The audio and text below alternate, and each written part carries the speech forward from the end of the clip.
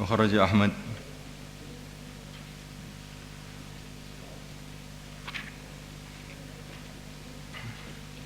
بسم الله الرحمن الرحيم. وخرج أحمد والبزار بإسنادهما عن أبي هريرة رضي الله تعالى عنه قال قال رسول الله صلى الله عليه وسلم U'tiyat ummati khamsa khisal. U'tiyat diberi umatku khamsa khisal, 5 perkara fi Ramadan, dalam bulan Ramadan. Lam tu'tahunna, yang tidak diberi 5 tersebut, ummatun, satu umat pun, qablahum, sebelum mereka. Khulufu famis shaim, baunya mulutnya orang yang berpuasa, ajabu, adalah lebih wangi indallah, di sisi Allah, min rihil miski, daripada minyak kasturi. Maksudnya Allah cinta dengan perbuatan orang puasa tadi, sehingga bau mulutnya yang menurut pandangan manusia tidak bagus, menurut pandangan Allah lebih wangi dari minyak kasturi. Karena ini bau yang karena taat kepada Allah, bau yang karena taat kepada Allah.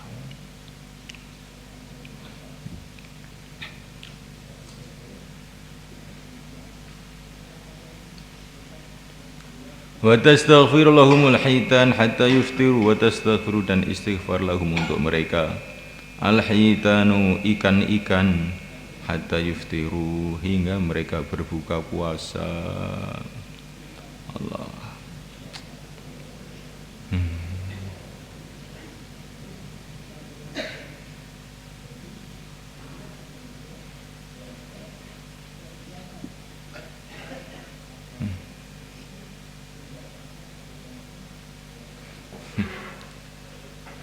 Jadi ya, apa itu? Ini memang kenyataan gitu ya. Jadi sampai ikan-ikan di laut itu istighfar untuk orang yang berpuasa. Tapi ya tingkatannya setiap orang yang berpuasa itu berbeda-beda. Tingkatannya orang berpuasa itu berbeda-beda. Kalau yang tingkatannya itu sangat tinggi, ya sampai perkara-perkara yang ghaib ini ditampakkan kepada zahir.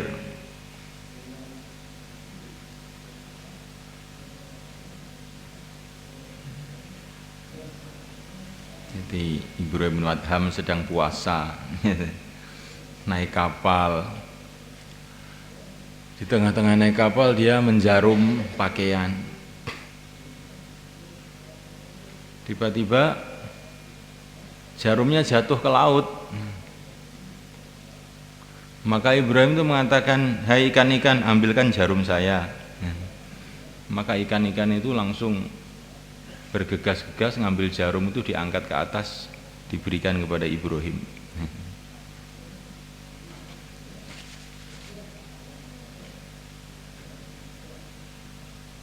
Jadi kamu renungi, jadi semua orang puasa dimintakan ampun oleh ikan-ikan itu. Dan menurut tingkatan puasanya, kalau tingkatannya lebih tinggi ya istighfarnya lebih tinggi sampai tampak ya. Sampai ditampakkan kepada zahir. Di para sahabat, sampai binatang-binatang di hutan pun tunduk kepada mereka ya.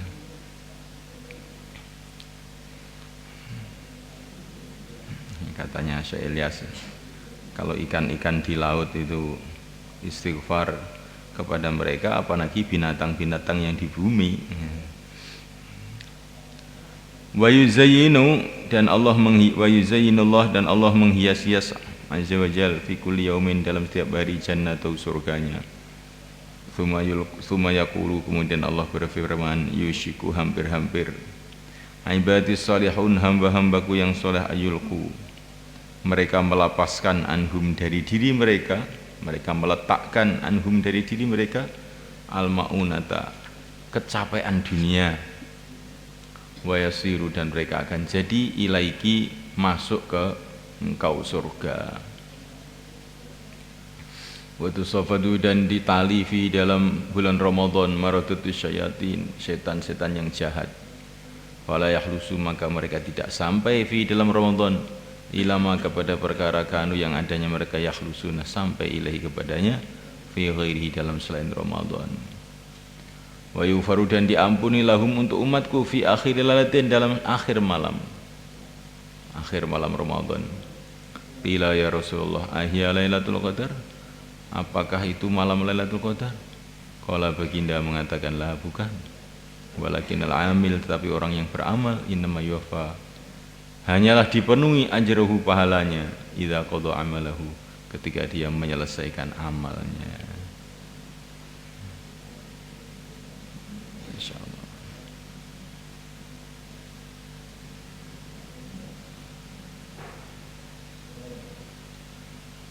Allah.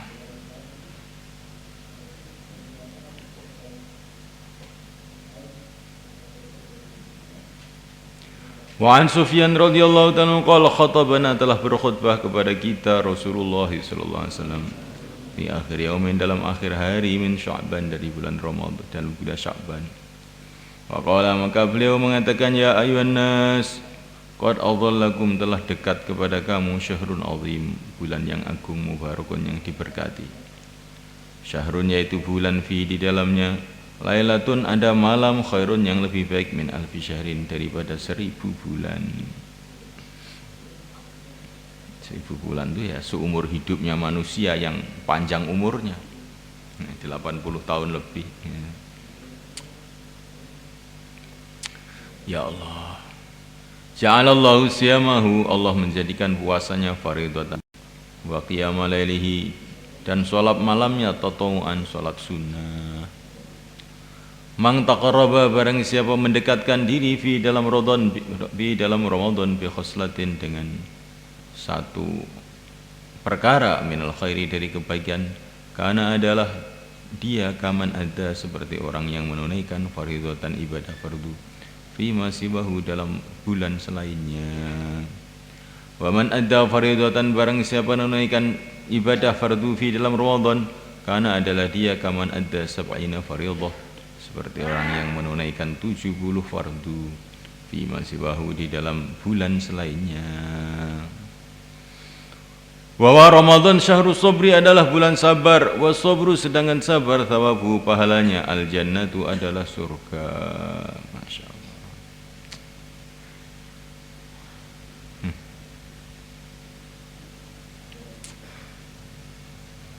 Semoga Allah kasih taufik kita. Karena umur itu bukan milik kita. Kematian itu akan datang di waktu yang tidak kita kira. Maka kesempatan-kesempatan Ramadan ini betul-betul kesempatan mahal kalau orang mau berpikir.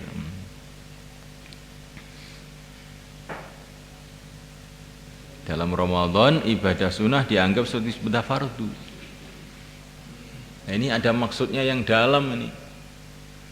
Berarti nanti pada hari kiamat itu kekurangan-kekurangan kita dalam ibadah fardu di luar Ramadan itu akan tertambal dengan ibadah-ibadah sunnah yang dalam Ramadan itu dengan mudah. Dalam hadis-hadis ibadah-ibadah fardu itu akan tertambal dengan ibadah sunnah. Nah, kalau dalam Ramadan fardu bisa menambal fardu, maka umpamanya ini satu fardu itu harus dibayar dengan 1000 sunnah umpamanya, maka dalam Ramadan satu fardu bisa dibayar 1 sunnah, ya kan, satu keberuntungan yang luar biasa. Karena nanti di akhirat itu sebiji darah kebaikan atau keburukan ada hitungannya. Jadi kalau orang itu berpikir, oh bukan main-main Ramadan ini, mesti ibadah sunnah sebanyak-banyaknya. Makanya kita baca selawat. Baca selawat itu kalau di selain Ramadan yang wajib, yang fardu kan hanya di dalam sholat saja. Kalau di luar sholat baca selawatnya adalah sunnah. Nah, kalau dalam Ramadan di luar sholat pun baca selawat fardu terus, ibadah pahalanya. berarti nilainya beribu-ribu ganda. Karena satu amalan fardu melebihi beribu-ribu ganda amalan yang tidak fardu. Itu kamu renungi betul-betul. Dan bulan Ramadan adalah bulan kesabaran, dan sabar adalah pahalanya surga. Ya Allah. Jadi bulan yang memang kita dituntut untuk sabar, nggak makan, nggak minum, kurang tidur, capek. Maka di dalam Ramadan itu kita menghadapi kesusahan-kesusahan ini harus dengan penuh kegembiraan. Jadi jangan mengeluh karena lapar, mengeluh ini kok panas sekali ya hari ini, nggak seperti kemarin. Tidak seperti itu, nanti akan menghilangkan sifat sabar yang memang dikehendaki dalam Ramadan itu. Sabar itu pahalanya surga. Sabar itu pahalanya pertolongan Allah. Innallaha ma'as-sabirin. Maka dulu para sahabat dalam perjuangan-perjuangan malah puasa. Dalam perjuangan ini perlu tenaga, malah puasa. Karena mereka ingin mendapatkan ini kesabaran tadi, sehingga sabar itu akan mendatangkan surga. Wa syahrul muwasati, dan bulan kasih sayang, muasah.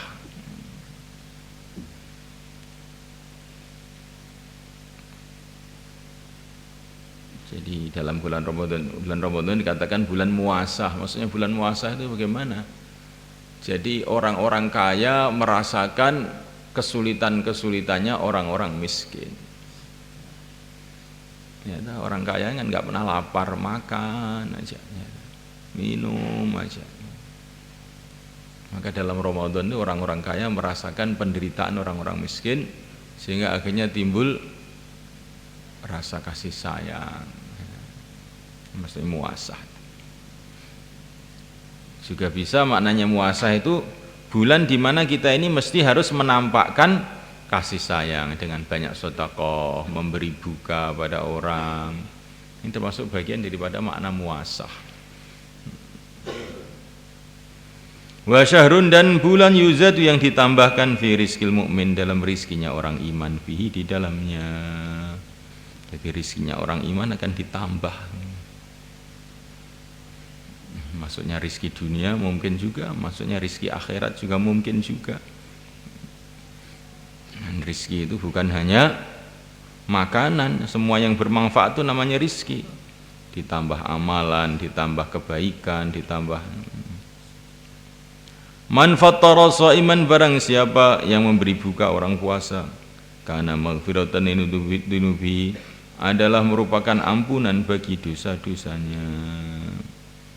Wa idqaraqabatihi, dan pembebasan dirinya minan nari, dari neraka. Wa kana lahu mithlu ajri, dan adalah baginya seperti pahalanya orang yang dikasih buka. Min ghairi ayang kuso, tanpa berkurang, min ajri, dari pahalanya, syai'un, sesuatu apapun. Qalu ya Rasulullah, laisa kullun yajidu ma yufattiru shaim, tidaklah semua kita menemukan perkara yang dia memberi buka kepada orang puasa. Faqala Rasulullah SAW, yu'tillah hadzal thawab, Allah memberi pahala ini, man fattara shaima, orang yang beri buka orang puasa, ala tamratin, atas satu kurma, aw syarbati ma'in, atau seteguk air, aw madqati labanin, atau seteguk susu. Wa huwa, bulan Ramadan itu syahrun, bulan awalur rahmah, yang awalnya adalah rahmat, wa awsatuhu maghfirah, dan tengahnya adalah ampunan, wa akhiru idqun minan nar, dan akhirnya adalah pembebasan dari api neraka. Man khaffafa an mamluki, siapa yang meringankan dari budaknya fihi, di dalam Ramadan, ghafarallahu lahu, maka Allah mengampuni untuknya, wa ataqahu, dan memerdekakannya, minan nari, dari api neraka. Ini sekarang tidak ada budak, meringankan pegawai-pegawainya, buruh-buruhnya juga bagian dari ini juga. Jadi kalau kita ini dalam bulan Ramadan, kita ini punya pegawai, punya buruh, diringankan pekerjaannya itu. Yang biasanya istirahatnya jam 12 sudah jam 10 saja. Ya. Ini akan ghafarallahu, Allah akan ampuni. Wastaksiru, dan perbanyaklah fi dalam Ramadan min arba'i hisal, daripada 4 perkara, khoslata ini 2 perkara, turduna yang engkau meridhakan bihima dengannya rabbakum Tuhan kamu, wa khoslatun, dan 2 perkara la ghinaa yang tidak ada kecukupan bikum dengan kamu anhuma tanpa 2 perkara. Wa amal khoslatani, adapun 2 perkara allatina turduna biha rabbakum, yang keduanya engkau meridhakan dengannya Tuhan kamu, fa syahadatu alla ilaha illallah, maka bersaksi bahwa tidak ada Tuhan selain Allah, tastaghfirunahu, dan engkau istighfar kepadanya, la ilaha illallah, astaghfirullah. Wa amal khoslatani, adapun 2 perkara allatina, yang 2 perkara itu la ghina, tidak ada kecukupan bikum dengan kamu anhu, tanpa perkara itu. Tanpa 2 perkara itu sudah hancur kamu, tidak akan ada kecukupan. Walau kamu dikasih dunia seisinya, kalau 2 perkara ini enggak ada gunanya. Apa itu? Wa tas'alunallah, dan engkau minta kepada Allah al-jannata, surga, wa ta'uduna, dan engkau berlindung bi dengan Allah anan nari, dari neraka. Wa man saqa sha'iman, barang siapa memberi minum orang puasa, saqahullah, maka memberi minum kepadanya Allah min haudhi, dari telagaku, syarbatan, 1 minum, la yadma'u, yang dia tidak akan haus, hatta yadkhulul jannah, sehingga dia masuk surga. Allah. Rawi Ibnu Hizam min tariq Ali bin Zaid bin Sya'nan wa qala in sahal khabar, bila sahih khabar ini, qultu hadal hadis wa kullu hadisin nusiba, setiap hadis yang dinisbatkan fi hadal kitab ila bin Khuzaimah, fa maka hadis itu mimma akhrajahu fi sahihi, di antara hadis yang Ibnu Khuzaimah mengeluarkannya fi sahihi, dalam kitab sahihnya. Wal jumhurul ulama ala tad'ifi Ali, atas mendoaifkan Ali, waqad yuhassanu, kadang-kadang dianggap hasan hadisnya, wallahu alam. Ali bin Jad'an, ringkasnya hadis ini tingkatannya masih tinggi lah, karena menurut Ibnu Khuzaimah dimasukkan dalam hadis sahih, walaupun menurut sebagian ulama dimasukkan dalam hadis dhaif, sebagian dimasukkan dalam hadis hasan. Jadi hadis ini sebagian ulama menganggap sahih, yaitu Ibnu Khuzaimah, dimasukkan dalam hadis sahih. Sebagian ulama menganggap ini dhaif, sebagian ulama menganggap ini hasan, karena riwayatnya Ali bin Jad'an. Jadi penilaian hadis itu kadang-kadang para ulama itu berbeda-beda, karena berbedanya dalam menilai seorang rawi. Seorang rawi menurut ulama ini tingkatannya tinggi, sebagian ulama menganggap tingkatannya rendah.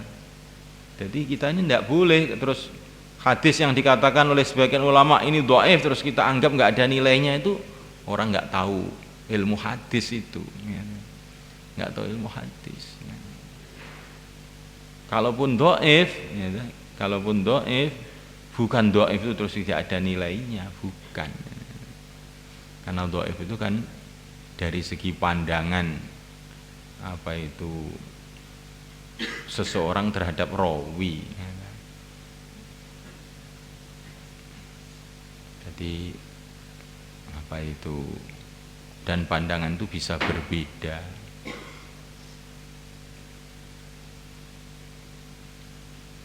Maka ya hadis-hadis dhaif yang diceritakan oleh para ulama ini ya mesti kita hargai. Dan yang dikatakan rawi-rawi dhaif itu kalau kita teliti juga ulama-ulama besar, wali-wali Allah ya. Cuman mereka ini dianggap dhaif dalam bidang hadis. Kalau kita baca Sholeh Al-Murri ya, termasuk golongan ini, kalau dalam ilmu hadis juga dianggap rawi dhaif. Padahal namanya Sholeh Al-Murri ini Masya Allah ya. Orang yang punya ketakwaan, keistimewaan yang banyak sekali. Jadi tidak boleh kita menganggap hadisnya Sholeh Murri ini terus dianggap seperti nggak ada harganya. Itu orang yang nggak tahu sejarah rawi-rawi hadis.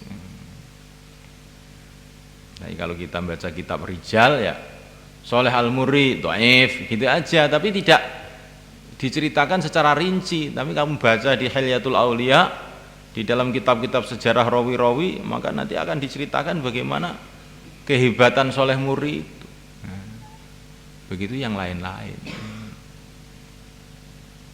Ya Ibnu Lahiyah.